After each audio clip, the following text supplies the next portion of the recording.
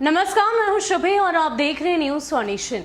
देश भर में अब कोरोना की दूसरी लहर का खतरा बढ़ता ही जा रहा है। एक तरफ जहां केंद्र सरकार और साथ ही साथ राज्य सरकार तमाम तरह के एहतियात बरत रहे हैं और इतना ही नहीं, स्वास्थ्य विभाग की तरफ से अलग अलग तौर पर चेतावनी दी जा रही है और ट्रेसिंग, ट्रैकिंग और ट्रीट की बातें बताई जा रही है कि किस तरीके से अगर कोई कोरोना संक्रमित मरीज पाया जाता है तो उसकी टेस्टिंग करनी है, उसकी ट्रैकिंग करनी है और साथ ही साथ उसे पूरी तरह से ट्रीटमेंट देना है। यानी कि ट्रिपल टी की बात लगातार केंद्र सरकार की तरफ से की जा रही है और ये सलाह राज्य सरकार को भी दी जा रही है। और इतना ही नहीं, बताया तो ये भी जा रहा है कि कोरोना संक्रमित मरीज के संपर्क में आए 20 लोगों की भी ट्रेसिंग की जाएगी कि आखिर वो कहाँ हैं, क्या वो भी कोरोना संक्रमित हैं। ये तमाम चीजें, ये तमाम तैयारियां केंद्र सरकार, राज्य सरकार की तरफ से की जा रही है। लेकिन पिछले 110 दिनों के बाद 40,000 से भी ज्यादा मामले कोरोना के सामने आए और जिनमें 65% से ज्यादा केस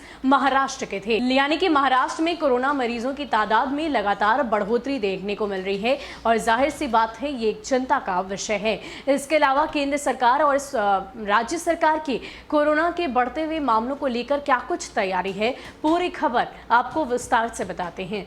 देश में कोरोना महामारी की दूसरी लहर का खतरा बढ़ता ही जा रहा है। 110 दिनों के बाद करीब 40,000 नए मामले सामने आए। इनमें 65% मामले अकेले महाराष्ट्र से हैं।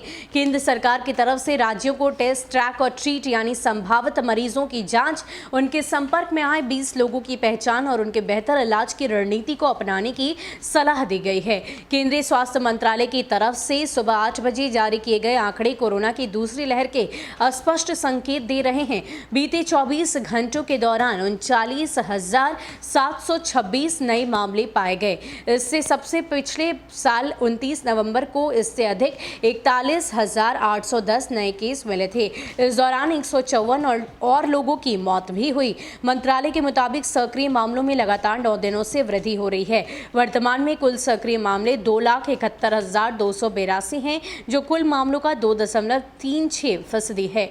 बीते 24 घंटों में ही 18,918 सक्रिय मामले बढ़े हैं। मरीजों के उबरने की दर में गिरावट आ रही है और यह 96.26% पर आ गई है, जबकि मृत्यु दर 1.38% पर है। देश भर में 10,57,383 नमूनों की जांच की गई है।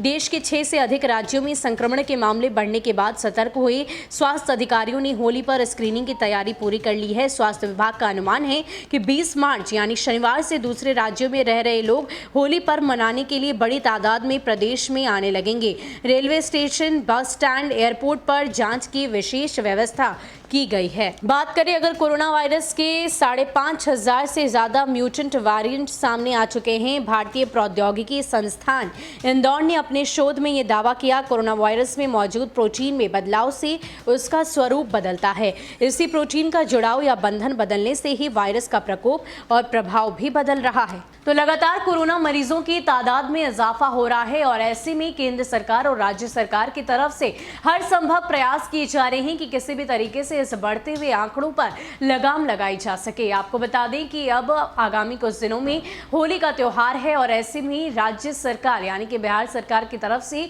पूरी तैयारी की जा चुकी है। खास करके एयरपोर्ट, बस स्टैंड और साथ ही साथ रेलवे स्टेशन पर जो दूसरे राज्यों से आए हुए यात्री हैं, उनकी कोरोना जांच की जाएगी, टेस्टिंग की जाएगी, ट्रेसिंग की जाएगी और अगर ऐसा होता है कि वो कोरोना संक्रमित पाए गए तो उन्हें सीधे तौर पर क्वारंटीन कर दिया जाएगा। फिलहाल के लिए इतना ही। ऐसे ही अपडेट्स के लिए आप हमारे साथ बने रहिए और देखते रहिए न्यूज़ सोनेशन। नमस्कार।